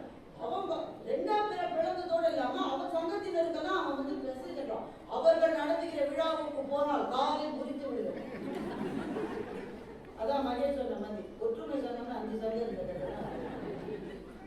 இது ஏன் நம்ம ஒன்னா இயங்க முடியாதா? ஒன்னா இயங்க முடியாத நம்மால ஏன் பிளவுபட்டு தான் நம்ம இருக்கணுமா? அப்போ நம்ம இணைப்பது எதுன்னு ஏதாவது ஒண்ணு நீங்க பிடிச்சிட்டீங்கன்னா அது மொழி என்று வைத்துக் கொள்ளுங்க. நேரத்தில் இன்னும் சோறு தண்ணி கொடுத்துட்டு 1 மணி நேரம் இருக்கு சொல்லணும். இப்ப நம்ம பேச வேண்டிய விஷயத்தோட முக்கியமான கட்டத்தில் மொழி நம்ம நகேஷ் அதை நிறைய தொட்டு காட்டு பேசலாம், யதார்த்தமா பேசலாமா, நம்ம பிள்ளைகள் நம்மை பார்த்து கேட்கிறார்கள், இதனால் என்ன பலன் என்று பயன் என்று கேட்கிறார்கள். அந்த கேள்விக்கு நம்மிடம் பதில் இருக்கு. உணர்வு பூர்வமான பதில்களையே தந்து கொண்டு தாய் மொழிடா, தந்தை மொழிடா, அவன் அப்படிதான் கேட்பான். அவர்கள் கேட்கிற கேள்விக்கு அறிவு களத்தில் இருந்து உங்களால் பதில் சொல்ல முடியவில்லை என்றால் அவர்களும் நீங்கள் பொருளற்றவர்களாக நிற்பீர்கள். பையனுக்கு 8 வயசு தாங்க ஆகுது, 8 வயசு தான். அப்பா பார்த்து சொல்றான், you behave typically like an Indian dad. I am a typical Indian dad. What else do you expect from me? Or in typical Indian mom, what else do you expect? நாம அப்படிதான் இருக்க முடியும். இப்போ மொழி உனக்கு முக்கியம் என்றோ, அதுதான் வந்து இது திருக்குறள் இருக்கு பாரு, கேட்கிறேன் சார், இந்த கேள்வியிலிருந்து நம்ம விலகி ஓடுவதனால இந்த கேள்வியை நீங்க தவிர்த்து விட முடியுமா? அவன் எதுக்கு திருக்குறளை பத்தி சொல்றான், எவ்வளவு பெருசு தெரியுமா திருக்குறள். அவன் வாழ்க்கைக்கு அது முக்கியம் இல்லைன்ற இடத்துல அவனை கொண்டு வந்து வைத்தது நீங்களே தவிர அவன் அல்ல. அப்படிதானங்க, அவன்தான் நாங்க கொண்டு ஒரு சுற்றி முழுக்க ஆங்கிலம் தான் கேட்குது. அவன் என்ன தெரியுமா செய்யறான், அதுவும் இங்கே பிறந்து வளர்ந்த பிள்ளைங்க பாதியில் கூட்டிட்டு வரீங்கல்ல, அவன் போலச்செயல்கள் செய்வான். அவன் கிளாஸ்ல இருக்கிற மத்தவன் பேசுற ஆக்சன்டோட இவனோட ஆக்சன்ட் ஹெவியா இருக்கும், கவனிச்சிருக்கீங்களா? பொதுவாகவே ஆஸ்திரேலியன் ஆக்சன்ட் அப்படின்னு நான் இங்க ஐயா ஒருத்தர் பேசினார்ல, அவர் என்னங்க மெட்ரோபாலிட்டன், ஆமா லோக்கல் எம்பி என் பேர் எப்படி சொன்னாரு, ஆரம்பத்துல இருந்து சொல்ற சில பேருக்கு தான் முகராசி இருக்கு, நீங்க நம்ப. மகேஷ் தெளிவா மகேஷ் என்ன கராச்சி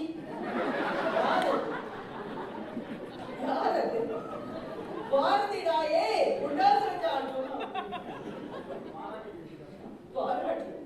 பாராட்டி இது முதல் முறை நான் கேட்பதல்ல. எங்க வங்கியில் நான் பணியாற்றுகிற போது ஆஸ்திரேலியன்ஸ், அமெரிக்கன்ஸ், யூகே எல்லாரும் இருப்பாங்க. எல்லாருக்கும் பாரதின்னு வரும். ஆஸ்திரேலியா சேர்ந்தவருக்கு மட்டும் பராட்டி தான். பராட்டின்னு சொல்லாம விட்டாங்க, அது மட்டும் சொல்ல. அவங்க ஆக்சென்ட் ரொம்ப கஷ்டமா இருக்கு. ஆனா உங்க பிள்ளையினுடைய ஆக்சென்ட் பாதியில வந்தவன் இங்கே பிறந்தவங்க சரியா தான் பேசுவான். பாதியில கூட்டிட்டு வந்த உங்க பிள்ளையினுடைய ஆக்சென்ட் பாருங்க, 3 மாசத்துல இங்க இருக்கிற டிபிக்கல் ஆஸ்திரேலியன் ஆக்சென்ட் விட ஆக்சென்ட் அவன் பேசுவான். கவனிச்சிட்டீங்களா இல்லையா? ஏன் தெரியுமா? அவன் அவங்க அக்செப்ட் பண்ணிக்கிறாங்க. குழந்தைங்க வழி தெரியல.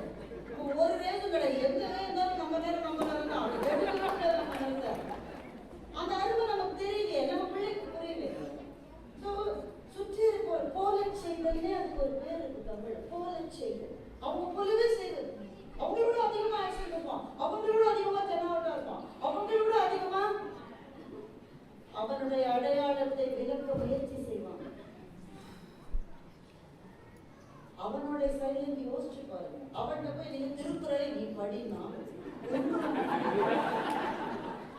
அப்ப எப்படிதான் சொல்றது? இவ்வளவு நேரம் பேசுறதுல அவ பயன் இல்லையா? வந்துட்டோம் ஏதோ ஒரு காரணத்துக்காக வந்துட்டோம். நாட்டுல இருக்க முடியல. யாழ்ப்பாணத்துல இருந்து ஏன் வந்தோம்? ஆசைப்பட்டா வந்தோம் சார். பெல்பால தான் சார் முதல் அந்த வழியை நான் தெரிஞ்சுக்கிறேன். இந்திய தமிழர்களுக்கு ஒரு நாளும் அது புரியாது.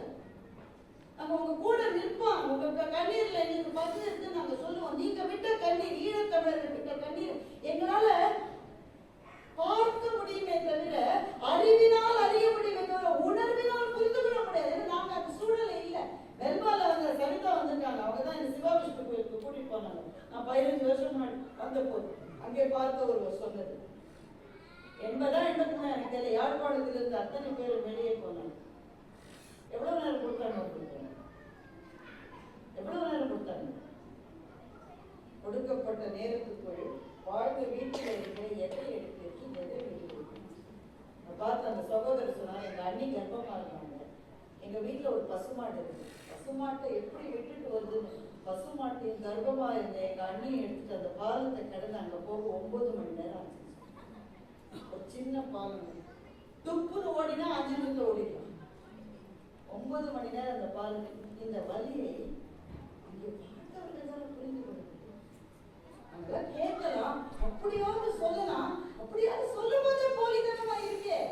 இந்த அடி வாங்கிறவர்களுக்கு தான் அது தெரியும். அந்த வழி அதை மறக்க முடியுமா?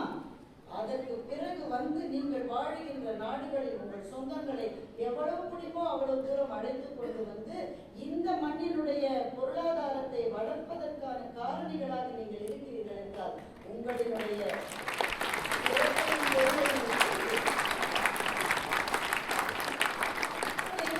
இந்தியாவில் ஏன் வருகிறார்கள்? ஏதோ ஒரு வாய்ப்பு இருக்கிறது.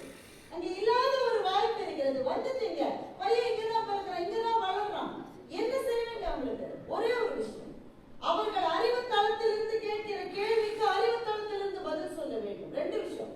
ஒன்று, நீ என்ன முயற்சி செய்தாலும் அவர்களுக்குள் ஒருவராக உன்னை ஏற்றுக்கொள்ள மாட்டார்கள்.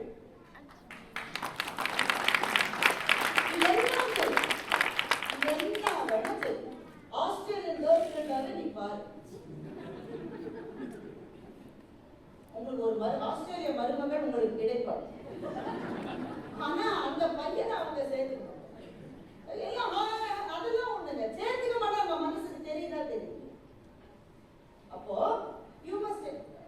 நம்ம குழந்தைகள் நம்ம சொல்ல வேண்டியது, அதனால என்னப்பா, நம்ம அடையாளம் நம்முடைய அடையாளமாகவே இருக்கட்டும். இன்றைய உலகம் எதை நோக்கி செல்கிறது என்றால், the world is not going towards globalization, it is going towards localization. அதுதான் இன்றைய உலகம்.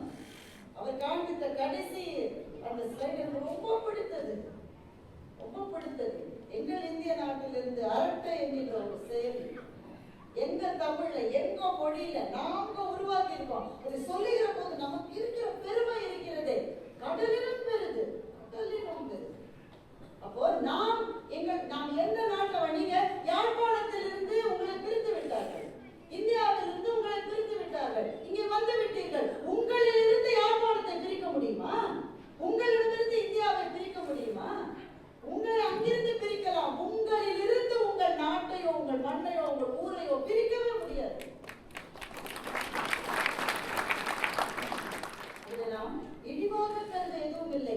அதுதான் பெருமையாக கருதப்பட வேண்டியது. ஏன்? ஒரே ஒரு கேள்வி கேட்கிறேன். நோபல் பரிசு, இலக்கியத்துக்கான பரிசு 10 ஆண்டுகளுக்கு முன்பு கூட ஆங்கில மொழி நாவல்களுக்கும் நூல்களுக்கும் கவிதைகளுக்கும் மாத்திருந்தாங்க. 10 ஆண்டுகளாக வெவ்வேறு மொழியில் எழுதப்படுகிற வேறு வேறு இலக்கியத்துக்கு தான் கொடுக்கிறது. இதைத்தான் நான் சொல்கிறேன். It is not towards globalization but localization. Going in search of your roots. அதுதான் நீ யார் என்பதை உனக்கு சொல்லும். வேர்களை தேடி போ மகனே, வேர்களை தேடி போ மகளே என்று உங்கள் பிள்ளைகளுக்கு சொல்லுங்கள். வேர்களை தேடி போவதனுடைய முதல் படி எனக்கு தெரிந்தவரை ஒன்று, உங்க குலசாமி என்ன, உங்க அப்பத்தா கும்பிட்ட சாமி எது, உங்க கோவில் எது, நீங்க எந்த மதமா வேணா இருக்கலாம். நான் என்னுடைய மதத்தை பற்றி சொல்லுகிறேன். நீங்கள் எந்த மதமோ அதனுடைய ஆதி வேறு, வழிபாட்டு முறை எது, தொழுகை முறை எது, அது உங்களினுடைய வேரினுடைய ஒரு பகுதி. உங்கள் வேரினுடைய 2வது இதைவிட முக்கியமான பகுதி உங்களினுடைய மொழி. அதுதான் அடையாளத்தினுடைய ஆணிவே. அப்ப எது உன்னுடைய அடையாளமோ அதுவே உனக்கு தெரியவில்லை என்றால் உன்னுடைய பர்சனாலிட்டி, உன்னுடைய விழுமியம் முழுமை பெறவில்லை என்ற ஒரு செய்தியை உங்கள் பிள்ளைகளோட அறிவு தளத்தில் நின்று இவ்வளவு முயற்சி எடுத்த பிறகும் 10 விழுக்காடு அல்லது 20 விழுக்காடு நீங்கள் வெற்றி பெற்றால் நான் அதை மாபெரும் வெற்றி என்று. ஆனால் என் கேள்வி என்னவென்றால், இது உங்கள் கனவா என்பது எனக்கு. இது உங்களுக்கே கனவாக இல்லை என்றால் உங்கள் பிள்ளைகள் அந்த இடத்துக்கு வந்து சேர வேண்டும். இதுவரை நமக்காக கனவு கொண்டு சின்னஞ்சிறு வயதில் நான் அப்படி ஆகணும், நான் இப்படி ஆகணும் கனவு. இளமை பருவத்தில் அந்த காதல் இந்த காதல் என்று கனவு. திருமணம் முடிந்த உடனே என் பிள்ளைகள், என் குடும்பம், எங்களுக்கு அந்த கார் வேணும், எங்களுக்கு இந்த வீடு வேணும், எல்லாமே பெரிய கார் வச்சா மாதத்தோடு தமிழன் வாழ முடியுமா? அதெல்லாம் ஒரு வயசுல வரும். வீட்டு பக்கத்தில் ஒருத்தர் தினமும் கார் அப்படி தொடைப்பாரு, ஒரு மாதிரி கார் தொடைக்கிறது. நான் வாழ்க்கையிலே கார் தொடைக்க ஒரு ஆளை வச்சுட்டு அவன் வெறும் தண்ணி தான் மூந்து கொடுப்பான், இவரெல்லாம் தொடைப்பார். தொடைப்பார் கார் 6 மாசம் கழிச்சு காரை சீக்கிரவே என்னங்க கார் தொடைக்கிறதே இல்லைன்னா இதெல்லாம் ஒரு கார் என்னங்க அப்படி தொலைச்சிங்க, பக்கத்து வீட்டுக்கார இதோட தெரிகிறாரு. நம்ம மதிப்பீடுகளை மற்றவர்களை வைத்து என்று ஆனந்த சகோதரர், இந்த கனவு உங்களுக்கு இருக்கிறதா என்று என்னையும் சேர்த்துத்தான். நாங்கள் நீங்கள் எல்லாருக்குமான கேள்வி, இந்த கனவு இருக்கிறதா? அப்ப நீங்க அடுத்த கேள்வி என்ன கேட்பீங்க, இந்த கனவு என்ன அவ்வளவு முக்கியமா? நாளைக்கு ஆபீஸ்ல போனா என் பாஸ் என்ன தாளிக்க போறான், நானும் லாங் வீக்கெண்ட் என்ற ஒரே காரணத்துக்காக உன் பேச்சு இவ்வளவு கேட்டு நீளமான வாரம் 18 விருதுகளையும் கொடுத்த பிறகு இங்க ஒரு புழு பூச்சி இருக்குன்னு நினைக்கிறீங்களா? அவார்டு சேர்மனி மகேஷ் ரொம்ப நல்லா சுமாராக அவார்டு சேர்மனிக்கு ஒரு எனக்கு கூட ஒரு விருது கொடுத்தாங்க. நம்ம தமிழர்களுடைய வழக்கமே என்னன்னா வரலாறு காணாத கூட்டம் அப்படின்னா மைசெட் போடவே சேர்த்து 3 பேர் இருக்காங்க. இந்த அவார்டு சேர்மனில நீங்க பார்த்துருக்கீங்க, எல்லோரும் கைத்துறாங்க. நான் விருது வாங்கிட்டு அந்த யூடியூப்ல போட்டேன், சுந்தரம் கையெழுத்தாங்க. அப்புறம் அது பேர் எல்லா நடிகைகளும் கைத்துறாங்க. நான் அவார்டு வாங்கி வந்தேன், நானும் எங்க வீட்டுக்காரங்க சின்னலாம் இருந்தாங்க. அவங்க தனியா வந்து கை தட்டுறத நீ அவார்டு வாங்கும்போது ஒட்டி ஒட்டி போட்டாங்க.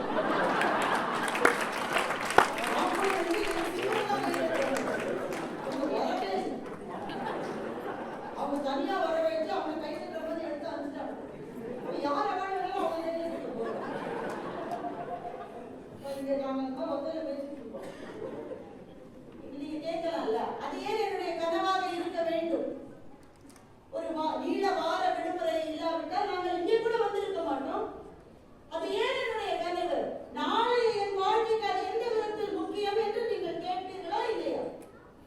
அதற்கான விடையை சொல்லிவிட்டு நான் முடிக்கலாம் என்று சொன்னேன். நாங்க ஓகேவா இருக்கலாமா? திரும்பவும் ஆமுத்தலிங்கம் அவருடைய இன்னொரு கதை ஜெட்வேகத்தை சொல்லுங்க. ஆமுத்தலிங்கம் டொரண்டோவில் ஒரு முடித்திருத்தக நிலையத்துக்கு போறாரு. சொல்லணும் அங்க போறாரு. அவருக்கு முடித்திருந்துகிற சகோதரர் ஒருவர். அவரை பார்த்தால் அரேபியர் மருத்துவத்தை தோற்றம் அப்படி இருக்கிறது. இவர் அரபு மொழி தெரியுமா என்று கேட்கிறார். அவர் சொல்ல எனக்கு அரபு மொழி தெரியாது. என்ன அரேபியராக இருந்து கொண்டு அரபு மொழி தெரியும்? நான் அரேபியர் அல்ல. அப்படியா? உங்க தாய்மொழி பேர் என்ன? ஆமுத்தலிங்கம் கேட்கிறார். அந்த சகோதரர் சொல்கிறார், இந்த தாய்மொழியின் பேர் அராமி. ஓ, அராமிக் என்ற ஒரு மொழி இருக்கிறதா என்று இவர் கேட்கிறார். அராமிக் என்ற மொழிதான் இயேசு பெருமான் பேசிய மொழி. ஒரு ஹீப்ரு மொழியில பேசல இயேசு பெருமான், அராமிக் என்ற மொழியில் தான் பேசினார். இயேசு பெருமான் பேசிய மொழி என்னுடைய மொழி என்று அந்த சகோதரர் சொல்கிறார். அப்படியா? உங்கள் மொழி பேசுகிறவர்கள் எத்தனை பேர் இருக்கிறீர்கள்? குறைந்து கொண்டே வருகிறது. அவர் இவர் கேட்கிறார், உங்க மொழி பேசுறவங்க எவ்வளவு பேர்? தெரியல, 8 கோடியிலிருந்து 10 கோடி இருக்காங்க. உங்கள் மொழி வாழும் ஐயா, உங்கள் மொழி வாழும்னு அவர் சொல்றாரு. ஏன் உங்க மொழி வாழாத? ஏன் அப்படி சொல்ல? புரிந்து கொண்டே வருகிறேன். ஏன் அப்படி சொல்றீங்க? என் மனைவி இருந்த மட்டும் நானும் அவளும் மாத்திரம்தான் அராபிக் மொழியில் பேசணும் இந்த ஊர்ல. அப்புறம் மனைவி இருந்துட்டாங்க. ஐயோ, அப்ப யாரோட பேசுறீங்க? சகோதரர் சொல்லுகிறார், இங்கே முடித்திருக்கிற வேலையை முடித்துவிட்டு ராத்திரி 10 மணிக்கு தான் வீட்டுக்கு போவேன். வீட்டுக்கு போய்விட்டு என் வீட்டின் சுவரோடு நான் அராபிக் மொழியில் பேசுகிறேன். சுவரோடு பேசியவர் என்று அந்த கதைக்கு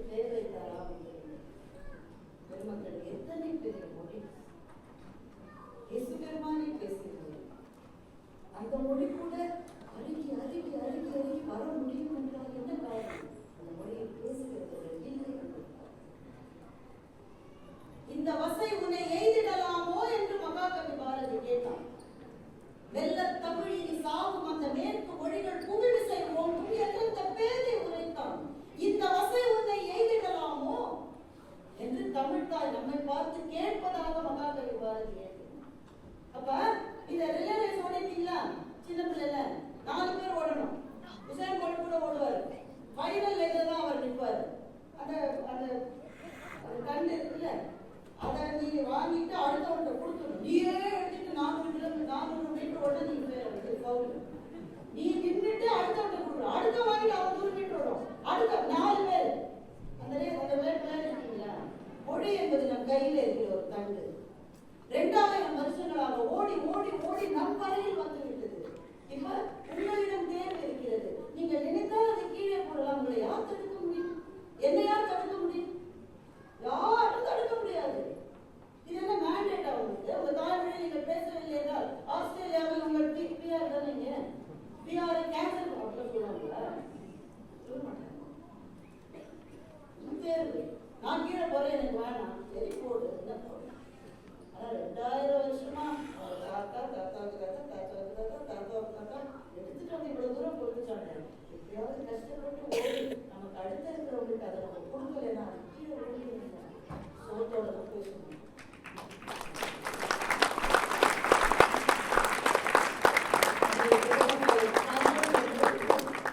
நமக்கான கனவுகள் தேவை.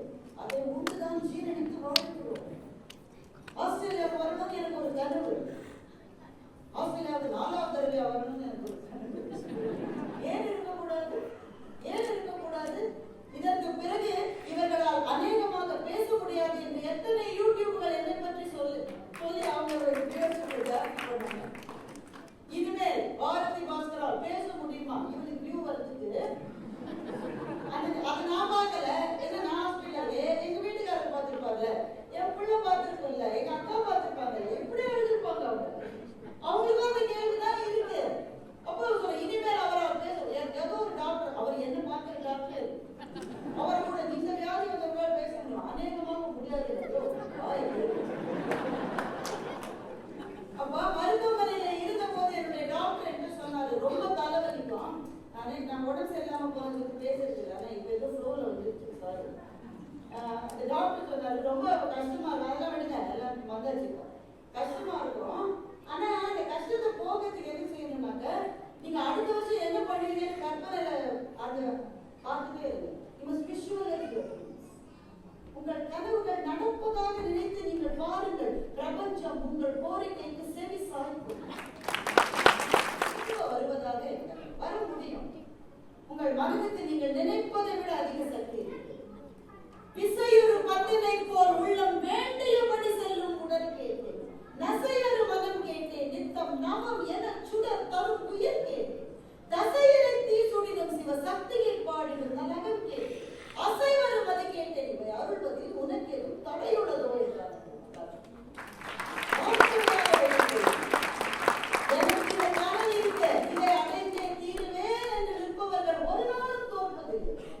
நீங்கள் அதை அடைய வேண்டும் என்றால் சில விஷயங்களை விட வேண்டும். எதை விட வேண்டும், எதை அடைய வேண்டும் என்பதை நீங்கள் முடிவு செய்யுங்கள். எங்க பக்கத்து வீட்டுக்கு ஆரா சொன்னா நடக்காது. ஊர்ல எங்க அக்கா போன் பண்ணிச்சு, நடக்காது. நீங்க முடிவு பண்ணுங்க. எதை எடுக்கணும், எதை விடணும். சிலதை விட்டாதான் சிலதை அடைய முடியும். எதை விடணும், எதை அடையணும்ன்ற முடிவு பிரத்யேகமான முடிவு. அர்ஜுனன் லேகா என்கிற பெண்ணை திருமணம் செய்து கொள்ள, சித்ராங்கதா என்ற பெண்ணை அர்ஜுனன் திருமணம் செய்து கொள்ள, அவளுக்கு பப்ருவாகன் என்ற மகன் பிறக்கின்றான். சித்ராங்கதாவையும் மகனையும் மேல பைத்தியமா இருந்தார் அர்ஜுனன். பைத்தியம். ஆனா போருக்கான சமயம் வந்தோட அர்ஜுனன் சொல்றான், நான் கிளம்பி போகிறேன், அரண்மனையே சிரிக்குது, அதெல்லாம் பக்கத்து ஒரு பெண் திரும்பி வந்துட்டேன், பிள்ளையை கொண்டாடி கொண்டாலும் இருக்க முடியாது. அர்ஜுனன் பதிலே சொல்லு, என்னை பார்த்தா சொல்ல ஒன்று சொல்லு, கிளம்புகிற நாள் வந்து அவன் மனைவி அறிஞ்சிக்கவே இல்லை, பிள்ளை விட்டா அழக மாட்டான், திருமணம் போய் ஓடி வருவான். குதிரை மேற்கு ஏறி அர்ஜுனன் அப்படியே போனான், திரும்பியே பார்த்தான். கூட வந்த நண்பன் கேட்டான், அவனுக்கு மனசாட்சி இல்லையா, நீ போற இன்னும் வருவியாவே தெரியாது, திரும்பி பிள்ளைய ஒரு தடவை பார்த்துட்டு போத, அப்பா அப்பான்னு கை கேட்குது, அப்படியே போற நீ. அர்ஜுனன் சொன்னான், எந்த உக்ரத்தோடு உறவுகளில் ஈடுபட்டேனோ அதே உக்ரத்தோடு அதை புறக்கணிக்க நான் போக முடியும். காரணம் எனக்கு முக்கியம். நான் சொல்றேன், அந்த முடிவுகளை நீங்கள் எடுங்க. சிலது விட்டாதான். நான் வீட்டுல 3 வேளை ஜோராகிட்டுதான் நான் போய் என்னுடைய கம்பெனில அடுத்த ப்ரமோஷனுக்கு ட்ரை பண்ண முடியும்னா நடக்காது. ஏதாவது ஒன்று விடணும். மாமியார் போன் பண்ணி கேட்டா கூட ஏதாவது ஒன்று விடணும். கோபமா சொல்ல வேணாம். அவ்வளவுதான் என்னோட முடியும். இன்னைக்கு ரொட்டி தான். எனக்கு ரொட்டி பிடிக்காது, சாப்பிட வைக்கணும். நீங்க போன முடிவு பண்ணிட்டா அந்த பாதை தான் கிடைக்கும். அதுதான் கனவுகளை அடைவதற்கான வழி. கொக்கு நின்றுட்டே இருக்கும். பசிக்கு கொக்கு பெரிய மீன் எல்லாம் போக விட்டுரும். ஏன் மீனை சாப்பிட்டு வந்துதான் பசியா இருக்கு, எனக்கான மீன் இன்னும் வரலன்னு பார்த்துட்டே இருக்கும். சரி, இதை இப்போ முன்பசுக்கு சாப்பிட்டோம், உனக்கான மீன் வரும்போது அந்த இதை சாப்பிட்டுட்டு இருக்கிற நேரத்தில் அது வந்துட்டா இந்த துன்பத்துக்குள்ள அது போயிடும். பட்டினியா இருந்தாலும் இருக்கிற தவிர எனக்கான மீன் வருகிற வரை நான் சாப்பிட மாட்டேன் என்று நின்ற கொக்கு நம்முடைய வாழ்க்கைக்கு, நம்முடைய கனவுகளை நிறைவேற்றுவதற்கு ஒரு விழுமியமாக நாம் முன்னாடி இருக்கிறோம்.